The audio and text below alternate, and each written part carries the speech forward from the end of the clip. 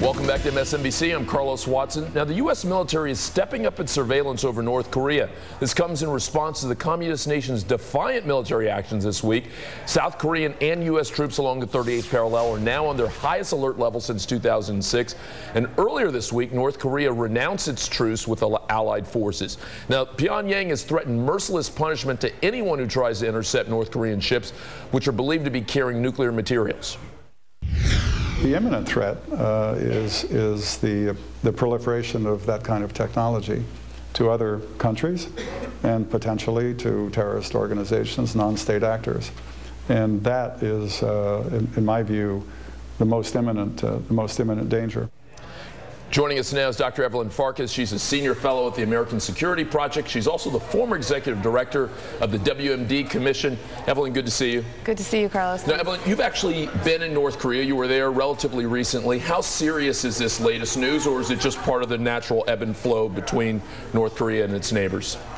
Well, I think it's a little of both. It's clearly serious in the sense that, you know, we have an uptick in the rhetoric and also in the actions that the North Koreans have undertaken recently. But it's not that different from a pattern that we've seen from them in the past, where they walked away from negotiations and then again created this escalatory momentum to ultimately get them back to negotiations again. It does seem that way. It seems that we kind of make progress and we slip backwards, and there are these kind of threats. So what do we do? Because this feels like it's been going on for 7, 8, 9 years. Do we have a real option here? I think that the president should take the opportunity to really rethink what the options are and work with the allies. We've seen this time around the Chinese are a little bit more angry. Okay. I was going to use some other more colorful language. Use more colorful language, that's okay. But the Chinese seem to be more worked up than they have been in the past. And quite frankly, what upsets me as somebody who's watched very closely what's been going on with North Korea for at least the last 8.5 years is that the United States independently, we have very little leverage right now. And so we're very dependent on the allies, Japan, South Korea, and then really China, and then to some extent Russia.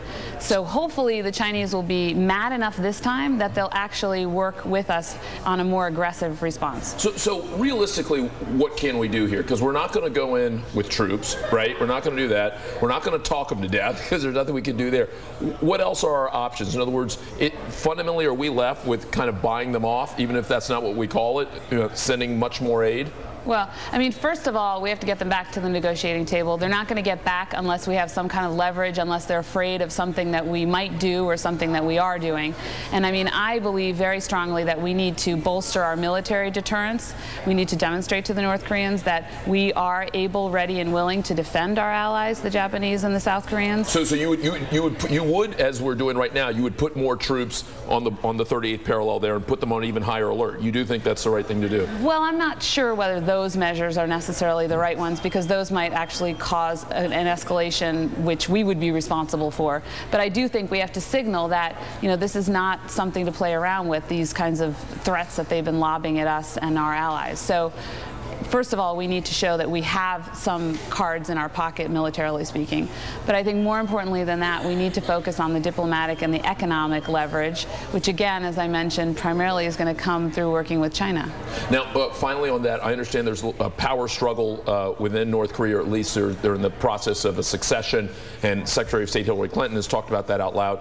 Is there a particular opportunity? Is there someone who potentially is rising to power who we may be able to do more business with than the current regime? I mean, I don't think we have any idea what's going on internally. Everyone's speculating.